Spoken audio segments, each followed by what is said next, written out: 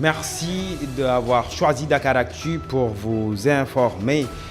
Voici les titres de l'actualité dominante de la semaine. CFEE entrant en 6e, les élèves de CM2 ont examiné mercredi et jeudi 297 621 candidats, dont 169 021 filles ont pris part à l'examen consacrant le certificat de fin d'études élémentaires, le CFEE. Et puis, visite du chef de l'État dans la diaspora, le président Macky Sall promet à ses militants de se maintenir au pouvoir grâce à la volonté du peuple sénégalais. Et enfin, PASTEF, les patriotes publient un mémorandum signé Ousmane Sonko. Le livre de 36 pages est intitulé La Lumière et retrace les exactions sur les événements de 18 juin. L'avocat français de l'opposant Juan Branco a déclenché jeudi une double procédure judiciaire contre l'État et cite 172 suspects proches du régime. Le développement, c'est dans une poignée de secondes.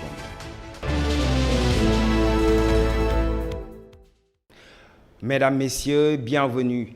297 621 candidats, dont 169 021 filles, ont pris part mercredi à l'examen consacrant le certificat de fin d'études élémentaires, le CFEE, sur l'ensemble du territoire national. Les candidats ont été répartis dans 1938 centres dans tout le pays. Le ministre de l'Éducation nationale a effectué une visite dans quelques établissements de la capitale pour mesurer l'effectivité du concours. Les potages ont jugé les premières épreuves abordables. Suivez. Je me suis déplacé avec le gouverneur de la région de Dakar et le sous-préfet. Nous travaillons pour faire le point. La visite permet de voir sur le terrain ce que nous avons en termes de statistiques. Si nous sommes et voir comment l'organisation s'est déroulée, parce que l'organisation d'un examen c'est sur toute une année, mais l'organisation matérielle aussi c'est après sur un mois. Nous avons vu qu'ici, dans ce centre, les conditions sont réunies pour un bon déroulement de l'examen. Yomb na tuuti mais ñu ngi góorgóorlu pour réussir, mais dañuy góorgóorlu parce que épreuve tamit yomb na. Ñu ngi def genre yooyu en classe. C'est un genre de texte là et c'est un genre de questions qu'on nous a donné aujourd'hui. D'accord. Léegi yan épreuve ñoo des actuellement? Art plastique, et découverte du monde et français compétences. Demain c'est mathématiques, éducation, développement durable et arabe. Nan nga gisee épreuve? Épreuve yi moom dafa yomb moom. waaw defoon nañ ko classe. genre yooyu defoon nañ ko classe ba pare joxaat ko fii. Kon ça veut dire que di nga ci génn. waaw di nga ci génn il faut ñu kii il faut que ñu góorgóorlu pour am moyen ci épreuve yi yëpp pour am 100%. waaw. Ban école nga jógee? man école bi laa jàngee je suis originaire d'Escate Urbam ici oui. Prenant part mercredi au sommet de Paris sur le financement des économies émergentes, le chef de l'État, Macky Sall, a été chaleureusement accueilli dans la diaspora par ses partisans et sympathisants. Le président Sall en a profité pour exprimer sa reconnaissance, mais surtout inviter ses soutiens à poursuivre la mobilisation pour une victoire en 2024. Autant pour moi, voici le président Macky Sall. Il faut de la générosité entre responsables, entre militants. Tout le reste sera une question de stratégie et de tactique politique. Donc, soyez rassurés. Soyez rassurés. Et je veux également rassurer la coalition Benno Bokk Yakaar. Depuis 11 ans et demi, on a travaillé sous ma direction pour imprimer des changements majeurs dans la marche de notre pays. Une marche vers le progrès et vers l'épanouissement de nos compatriotes. Ça, c'est ce qui nous motive, contrairement à ceux qui veulent détruire le Sénégal. Et nous aurons en face.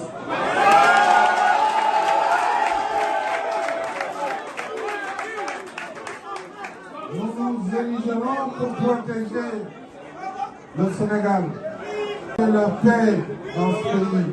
qui a toujours été un pays de paix, de stabilité et de sécurité. Donc restez unis, restez mobilisés.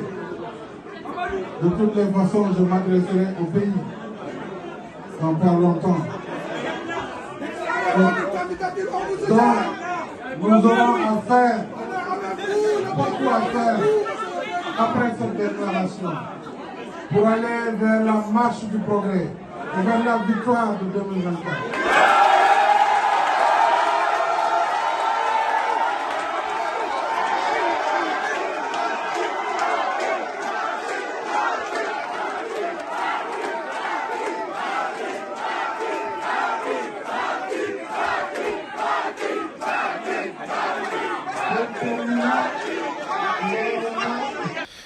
Et en bref, l'avocat français d'Ousmane Sonko a déclenché jeudi une double procédure en France et devant la Cour pénale internationale contre l'État du Sénégal et des personnalités du régime. Maître Juan Branco expose 60 crimes de meurtre, 4500 éléments de preuve et 112 suspects identifiés comme responsables de crimes contre l'humanité. Selon lui, ces crimes ont été commis dans le cadre d'une attaque générale et systématique contre une population civile dont le seul tort est de défendre ses idées et de s'opposer à la présentation de candidature du président Macky Sall à un troisième mandat. Et parlons toujours politique. Le PASTEF, les Patriotes, a publié mercredi son mémorandum intitulé La Lumière pour apporter des précisions sur la répression meurtrière en début du mois de juin. L'administrateur du parti, Birame Souleye Diop, qui a commenté le document de 36 pages avec 4 points essentiels abordés et 22 annexes, a renseigné que le PASTEF va mobiliser tous les moyens pour recenser toute information compromettante contre le régime de Macky Sall pour saisir la Cour pénale internationale. Voici Birame Souleye Diop. Le gouvernement a juste pris 24 heures ou 48 heures pour sortir son document. Le document que nous sommes en train de produire aujourd'hui est étayé document annexe et de preuves matérielles. Les noms et familles de toutes les victimes sont connus. Ceci, c'est des informations bien précises. La situation des détenus est connue parce qu'au quotidien, il y a une tournée que les gens font pour savoir dans quelle situation les détenus sont, pour pouvoir mettre à leur disposition des avocats. Mais ça, nous le faisons, ça nous permet d'avoir des informations. Je suis clair, j'ai dit, toutes les personnes mortes ont un nom, un prénom et une famille. Je pense que je ne peux pas être plus clair que cela. Le gouvernement peut dire 7 morts ou 14 morts. Si je dis 30 morts, demandez-moi les noms et les prénoms. J'ai dit, on a 26 personnes bien identifiées, prénoms, noms, et 4 personnes qui ne sont pas identifiées. Je pense que cela est clair sur le nombre de décès. Les rapports d'autopsie, tous ces éléments sont là. En tout cas, de la documentation sera produite. Ce que nous disons là, pour aller au tribunal, devant un juge impartial qui mettra au banc, ou bien nous-mêmes, ou bien le gouvernement du Sénégal, va en apprécier pour voir qui a dit vrai ou qui a dit faux. Premier élément. Il faut juste rajouter que l'amnistie a donné 23, déjà, plus que le gouvernement. Je pense que c'est assez clair. Le gouvernement ne vous a pas donné de nom. Comme d'habitude, il triche sur des chiffres. Nous, on a donné une liste de noms, de 26 noms. Ensuite, 4 non identifiés. Et ça, c'est ce qu'on sait, parce que ça, on va continuer les recherches et les investigations vont continuer. Et ce n'est pas seulement des noms qu'on a donnés, on a donné les noms, on a donné les personnes là où ils ont été tués, l'endroit, le jour et les conditions dans lesquelles les personnes sont mortes. Donc je pense que ce sont des faits vérifiables. C'est ça qu'on appelle vérification acte de. En bref, le haut commandement de la gendarmerie nationale connaît des chamboulements avec des remplacements de taille.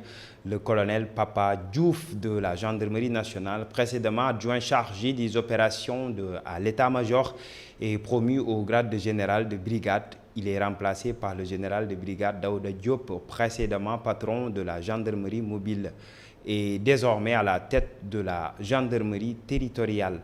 Le haut commandant de la gendarmerie nationale, le général Moussa Fall, est désormais secondé par le général de brigade Martin Faye. Ce dernier, précédemment commandant de la gendarmerie territoriale, est nommé haut commandant en second en remplacement du général de brigade Tchaka Tchao, qui prend les commandes de la coordination du Centre interministériel de coordination des opérations de lutte antiterroriste en remplacement du général Safoulaye Sow. Et parlons de toute autre chose, notamment de l'économie. La situation économique du Sénégal est qualifiée de résiliente par la Banque mondiale qui présentait mercredi son rapport annuel sur le cas du pays de la Teranga. L'économie a été affectée par un certain nombre de chocs, ce qui explique le ralentissement de la croissance de 6,5% en 2021 à 4,2% en 2022, a renseigné la Banque mondiale. Le rapport a relevé aussi un taux de vulnérabilité de 54%. Aujourd'hui, nous avons fait la présentation du rapport sur la situation économique du Sénégal qui présente la situation actuelle mais également les perspectives à moyen terme d'ici l'horizon 2025. En résumé, nous pouvons dire que la situation économique du Sénégal reste résiliente. L'économie a été affectée par un certain nombre de chocs depuis 3 ans. Il y a eu la pandémie, il y a eu l'affaiblissement de la demande extérieure et l'augmentation des prix des denrées alimentaires et énergétiques suite aux effets de la crise en Ukraine. Et récemment, il y a le durcissement des conditions d'accès aux marchés financiers, régionaux et internationaux. Nous avons relevé un ralentissement de la croissance de 6,5% en 2021 à 4,2% en 2022. Et cela est dû du côté de l'offre par le fait que l'activité économique a été affectée par les aléas du climat et du côté de la demande, une décélération de l'investissement privé, mais également des exportations. À moyen terme, nous prévoyons un rebond de la croissance économique en 2024, notamment grâce à l'exploitation des hydrocarbures. La croissance devrait s'établir à 9,9%. Le rapport de la Banque mondiale a sorti un taux de vulnérabilité de 54%. Il n'est pas dit que c'est un taux de pauvreté, mais un taux de vulnérabilité. C'est-à-dire que ce taux de 54% renferme les personnes pauvres, mais également les personnes vulnérables, c'est-à-dire quelqu'un qui est au-dessus de la ligne de pauvreté, qui, face à un choc, peut basculer dans la pauvreté. Il a été beaucoup question d'un problème de ciblage. Effectivement, mais ce qu'il faut dire, il faut reconnaître que le gouvernement a fait des efforts avec le registre national unique, puisque le registre était là avant la pandémie au Covid-19. Et ce registre nous a permis d'aller beaucoup plus vite dans les subventions aux populations. Nous avions 542 000 ménages et le ciblage complémentaire ne portait que sur 440 000 ménages. Imaginez si on devait cibler 1 100 000 ménages, 1 million de ménages, alors que les populations étaient dans le besoin, étaient dans le désarroi. Donc il faut saluer cet effort du gouvernement. Et l'utilisation de ce RNU a montré sa pertinence, ce qui a fait que le gouvernement a décidé de porter ce RNU à 1 million de ménages. Mais 1 million de ménages, ça ne veut pas dire 1 million de ménages pauvres. C'est 1 million de ménages renferme des ménages qui sont dans l'extrême pauvreté, les ménages qui sont dans la pauvreté, mais également les ménages qui sont dans la vulnérabilité. Le ministre des Mines et de la Géologie, Omar Sarr, a été soumis ce 22 juin à un exercice d'audition sur le secteur qu'il pilote devant les conseillers du Haut Conseil des collectivités territoriales. La rencontre avec les conseillers s'inscrit dans le cadre du deuxième session ordinaire de l'année 2023 sur les thèmes ressources naturelles et gouvernance des territoires, la responsabilité sociétale d'entreprise, les fonds destinés aux collectivités, la réhabilitation des sites miniers, la gestion des carrières, la gestion foncière, entre autres thèmes abordés ont été passés au peigne fin par l'autorité. Voici le ministre Omar Sarr. Nous avons rendu compte de ce que l'État a fait depuis 2016 notamment, puisque le dernier code minier a été voté en 2016, mais en tout cas dans les années récentes, nous avons vu comment nous avons progressé au niveau du contenu local. Nous avons vu qu'il y a eu une loi votée en 2022, il y a eu des décrets qui ont été signés en 2023. Nous avons montré que dans le fonds d'appui et de péréquation aux collectivités territoriales, il y a eu quand même des avancées. C'est vrai que tout n'a pas été payé. Il faut veiller à ce que tout soit payé et dans les délais. Et nous sommes en train de travailler avec tous les ministères concernés. Nous avons informé maintenant de la mise en place d'un fonds spécifique, le fonds d'appui au développement local, qui veut aider vraiment l'investissement dans les collectivités territoriales impactées par l'exploitation minière. Et c'est vraiment des nouveautés importantes. Et peut-être l'impact se verra plus tard, mais c'est des nouveautés importantes que nous avons introduites dans la pratique, disons, de la gestion des mines. Et je pense que les discussions ont porté autour de toutes ces questions-là, que ce soit au niveau des carrières, avec quelquefois des trous béants qui sont laissés après exploitation, et donc de la réhabilitation nécessaire. On a parlé de l'orpaillage, beaucoup de l'orpaillage, et des solutions qu'il faut trouver, parce qu'il faut non seulement des couloirs, disons, qu'on les réserve pour l'orpaillage, mais aussi il faut probablement suivre. Et nous leur avons aussi expliqué que nous sommes en train de réfléchir en relation avec la demande du président de la République, de réfléchir sur la mise en place d'un comptoir national pour l'exploitation de l'or, parce qu'aussi c'est important que les bijoutiers, que l'artisanat, que même les Sénégalaises et les Sénégalais puissent voir un peu l'or produit ici au Sénégal. Et donc toutes ces questions-là ont été, je pense, abordées. Et parlons de sport. Le Sénégal a battu mercredi le Brésil en match amical sur un score de 4-2. La rencontre qui s'est jouée à Lisbonne a permis aux coéquipiers de Kalidou Koulibaly de démontrer une belle prestation. Auteur d'un doublé, Sadio Mané s'est félicité de cette victoire. L'entraîneur des Lions, Aliou Cissé, qui s'est aussi réjoui de la performance, parle d'une équipe disciplinée qui a respecté les consignes de jeu. Écoutons Aliou Cissé et Sadio Mané. Féliciter d'abord les joueurs. C'est vrai que c'est un match de fin de saison, mais on ne dirait pas. On a vu la détermination aujourd'hui des Lions, on a vu la détermination des joueurs. On a fait une grosse performance tactique ce soir. Une équipe disciplinée, une équipe qui a respecté les consignes de jeu. Et effectivement, quand le Sénégal joue à ce niveau-là, en termes de discipline, en termes d'abnégation, de détermination et bien sûr de qualité aussi, on est difficile à manœuvrer. C'est vraiment une fierté parce que c'est une belle équipe du Brésil qu'on vient de battre. Je crois que dans leur 11 types, il manque Casimiro et Rodrigo, mais sinon c'est leur équipe type qu'ils ont mis aujourd'hui. Et voir ce qu'on a produit durant 90 minutes, on peut être satisfait de nos garçons. J'aurais été là, ne l'oubliez pas, on est champion d'Afrique. On a été sur le toit de l'Afrique durant 4 ans, numéro 1 sur le continent africain. Sur les compétitions de la Coupe du Monde depuis 2018 jusqu'à aujourd'hui, le Sénégal y est. Le Sénégal fait partie aujourd'hui des big pays du football mondial, pas seulement africain, mais du football mondial. Ça, nous le savons depuis longtemps, nous sommes les tenants du titre. Mais nous sommes conscients aussi que l'équilibre est fragile dans le football, entre le positif et le négatif. Il faut vraiment s'armer d'humilité et de continuer à travailler. Bien sûr que gagner le Brésil marquer 4 buts à cette équipe-là, qui avait pris, je crois, la dernière fois qu'elle a pris plus de 4 buts, c'était contre l'Allemagne en 2014. Aujourd'hui, arriver à mettre 4 buts à cette équipe-là et être capable de défendre comme nous l'avons fait et avoir les capacités de montrer tout ce que nous avons fait, vraiment, je veux féliciter nos garçons. Une équipe bien compacte et essayer de jouer contre au début, mais si nous dougalons, après nous essayer de et puis créer quelques occasions et au final on a égalisé. Après dans l'ensemble on a marqué 4 buts et je pense que dans l'ensemble je dirais que Maritain a gagné le match parce qu'on s'est créé pas mal d'occasions et on a bien joué, on a bien défendu. Un doublé bon, rafet na trop, neex na trop. Et c'est cet élément qui met terme à cette édition, mais vous pouvez continuer à suivre l'actualité à travers notre site web et ses plateformes.